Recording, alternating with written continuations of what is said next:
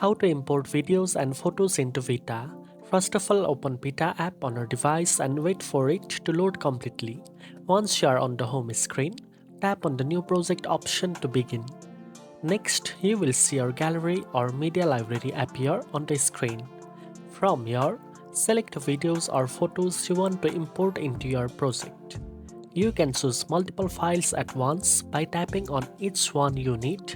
After making your selection, tap the right arrow at the bottom right to import them into the editing timeline.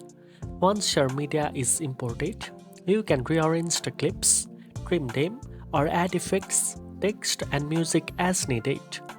Preview your project to make sure everything is in the correct order and looks the way you want. Now you know how to import videos and photos into Vita.